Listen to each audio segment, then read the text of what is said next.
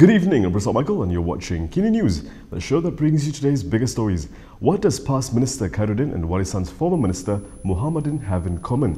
Well, they're both being probed by the police and cops are hoping to wrap up the investigation soon. Police have been instructed to dig deeper into the investigation on Plantation Industries and Commodities Minister Muhammad Khairuddin Aman Razali. Federal CID Director Huzir Mohamed told a press conference today that the Attorney General's chambers returned the investigation papers and the police hope to complete the follow-up process soon. Kita telah dapat balik kita punya IP. Ada beberapa tindakan lagi yang perlu kita laksanakan. Dalam masa terdekat ni kita percaya kita akan dapat selesaikan arahan-arahan yang telah dikeluarkan oleh pihak AG lah. Then we will submit the IP again to AG punya side. Khairuddin was probed for violating quarantine orders after returning from Turkey in July. He was eventually fined 1,000 ringgit by the Health Ministry, but critics cried double standards because he was not brought to court despite there being several precedents. Meanwhile, commenting on the probe on Warisan leader Mohamedin Ketapi over his alleged insulting remarks on the Lahadatu incursion, Huzir had this to say. Yang statement dibuat di Lahadatu. Yes, kita akan panggil dia dalam masa terdekat ni. Kita akan panggil dia, appointment dah ready. Kita akan appointment telah pun dibuat dan kita akan panggil dia di Sabah, bukan di Sabah, not here. Okay. Dia pun bersetuju untuk tampil untuk beri statement. Yes. Ada tim telah ditubuhkan lah di Sabah, tim JSJ Sabah. On September 20th, Mohamedin, the former Tourism, Arts and Culture Minister, when campaigning for Warisan in the Sabah state election, had allegedly said that the terrorist incursion in Lahadatu in 2013 was a political sham. Dozens of police reports have been lodged against Mohamedin since then. With just a few hours left before the loan moratorium ends and millions resume servicing their loans, PKR leader Anwar Ibrahim has called for a review. With the blanket loan moratorium expiring at midnight, opposition leader Anwar Ibrahim has urged Putrajaya to review the figures for targeted loan moratoriums. The PKR leader claimed that too few borrowers had been surveyed. Anwar said banks only contacted 17% of the estimated 8.3 million borrowers in the country, a figure which he believes is uninspiring. Given that only 380,000 of the 1.4 million contacted had informed that they needed help, Anwar said there were probably many more borrowers who were not reached. He said this is indicative that the government and the banks are still in the dark over overall borrower sentiments. A review, Anwar said, should focus on implementing a more targeted loan moratorium, focusing on the borrowings of those from low-income households and small businesses. He added that these classes of borrowing should be targeted for a moratorium, as they have not seen neither meaningful recovery of the salaries of low-income families nor steady revenues for small businesses in Malaysia. Incidentally, the Department of Statistics, in its Malaysia Economic Statistic Review, Volume 5, 2020, predicted that wages will still be suppressed in the near future because unemployment was still above pre-pandemic levels. Anwar said it was alarming that the total number of COVID-19 patients in treatment had breached the 1,000 mark for the first time since mid-June. Putrajaya implemented a 6-month blanket loan moratorium in April, which expires at midnight. Following this, Putrajaya had convinced banks to extend the loan moratorium for another 3 months for borrowers who had lost their source of income or rework loans for those with reduced income. Malaysia's COVID-19 death toll increased by 2 today. Here's the country's latest COVID-19 situation. Malaysia reported 2 deaths linked to COVID-19 today, bringing the national death toll from the disease to 136. This comes as the global coronavirus death toll surpassed 1 million yesterday. The Health Ministry also reported 89 new COVID-19 infections, with 86 of those cases being local transmissions, and the remaining 3 cases were imported. Admissions to the intensive care unit grew for the 3rd consecutive day, from 6 cases on Sunday to 16 cases today. 3 of the ICU cases today also require ventilator support. Meanwhile, 28 people were discharged after they recovered from the disease. This means there are currently 1,121 active cases. Every state in the country reported new cases, with Sabah continuing to lead as the state with the highest number of infections. With over 1 million COVID-19 deaths globally, experts remain concerned that the official figures for deaths significantly underrepresent the real tally because of inadequate testing and the possibility of concealment by some countries. The response to the pandemic has pitted proponents of health measures like lockdowns against those intent on sustaining political sensitive economic growth, with approaches differing from country to country. The United States, Brazil and India, which together account for nearly 45% of all COVID-19 deaths globally, have all lifted social distancing measures in recent weeks. The number of politicians being tested for COVID-19 continues to rise. One of them is a PKR lawmaker. Lembah Pantai MP Fahmi Fadil appears to be the latest PKR leader to be tested for COVID-19 after having close contact with a COVID-19 positive individual. In an update posted on Facebook, the PKR Communications Director said the infected staff had returned from Sabah 5 days ago. Fahmi said in accordance with the instructions from the Health Ministry, all his other staff members had undergone COVID-19 testing. He also said he and his staff will now be in quarantine at home. His office will be closed to the public until the end of the home quarantine order. A decontamination team would also be sent to the office for sanitizing works.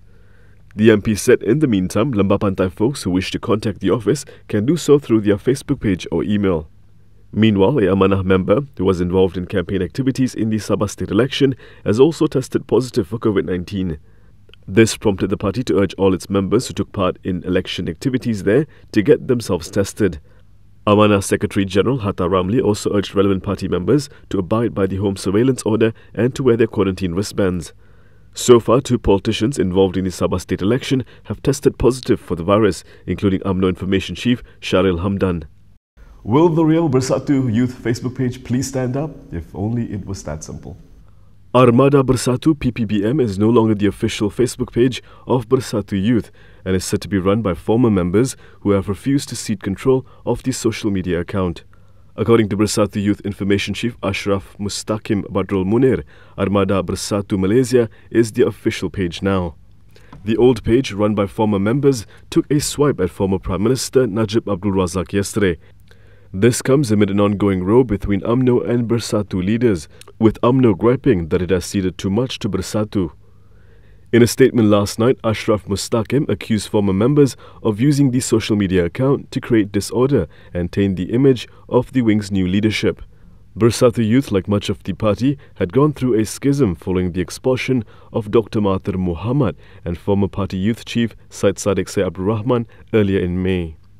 Ashraf Mustaqim said the wing's previous information team had refused to transfer control of the original official Facebook account despite requests. He added that he had reported the old page to Facebook and urged other Bersatu Youth members to do the same so it can be closed down. The power tussle between the 2 parties in Sabah has caused some friction in recent days. UMNO Youth Chief Ashraf Wajdi Dusuki yesterday took a swipe at his Bersatu counterpart, Wan Ahmad Faizal, Wan Ahmad Kamal, saying the latter gave Bersatu too much credit for Gabungan Rakyat Sabah's victory in the state election without considering UMNO's sacrifices. Najib had posted a screenshot of Ashraf and Wan Faizal's post with a short status saying, quote, "Don't go overboard, the Rakyat is watching." UMNO and Bersatu are allies in a loose coalition, the GRS, which won the Sabah state election on Saturday. UMNO wanted to install its Sabah party chief, Bung Mukhtaruddin, as chief minister.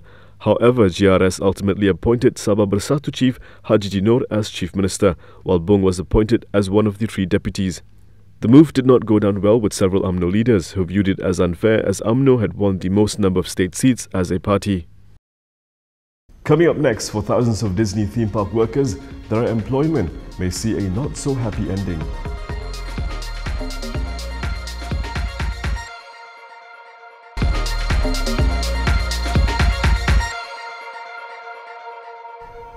COVID-19 has forced Disney to make some difficult decisions, and no, I'm not talking about whether they would make another live-action remake. Thousands of park employees are about to lose their jobs. Disney announced on Tuesday that it will lay off roughly 28,000 employees in its theme parks division, as its resorts struggle with limited attendance and the continued closure of California's Disneyland due to the coronavirus pandemic. The company said about 2/3 of the laid-off employees are part-time workers. In a letter to employees, the head of parks at Disney said the company has had to make difficult decisions amid the health crisis, citing parks' limited capacity and continued uncertainty about the duration of the pandemic. and said it was exacerbated in California by the state's unwillingness to lift restrictions that would allow Disneyland to reopen. Disney shut its theme parks around the world when COVID-19 began spreading earlier this year. All but Disneyland gradually reopened, though the company was forced to limit the number of visitors to allow for physical distancing. The Parks, Experiences and Consumer Products division reportedly accounted for more than a third of Disney's total revenue last year. Shares of the company fell less than 2% in after-hours trading on Tuesday. Climate change activist Vanessa Nakate says the world needs a US president who will value the lives of people across the world over fossil fuels. It's 5 weeks until the US presidential election, and more than 7,000 miles away, one activist has a request. What do we want? Climate justice! Vanessa Nakate wants American voters to consider the impact of their ballot on the climate. I do not have a side on who should be president, but I want a president who is going to value the lives of the people and the planet over the profits, over the fossil fuels, because we cannot eat coal and we cannot drink oil. We need that kind of president for the US so that they can cut down their emissions as much as possible. Vanessa is a climate activist in Uganda. She points to the US decision to pull out of the Paris Climate Accords as a sign that the world needs to do more, and a mission to galvanize youth in a home country has been given fresh impetus by heavy floods that have displaced more than 1 million people across South Sudan, Ethiopia and parts of Uganda. With the rising global temperatures, the weather patterns are being disrupted, and Uganda as a country heavily depends on agriculture as a form of survival for many people, especially those in the rural areas. So with the rising temperatures, we are having short and heavier rainy seasons in some parts of the country, while others face longer and hotter droughts. Last week, the 23-year-old held a demonstration in Kampala as part of a global day of youth action inspired by Sweden's Greta Thunberg. It was an opportunity to be heard amid a climate change debate that Vanessa says often ignores voicing for developing countries, even though they are the ones often bearing the fallout caused by more industrialized nations. And that is all from me today. For more stories, you can go to KiniTV.com. You can also follow us on Instagram, Twitter, YouTube and Facebook for the latest news updates. I'll be back with more tomorrow, same time, same place. I'm Prasad Michael. Thank you for watching.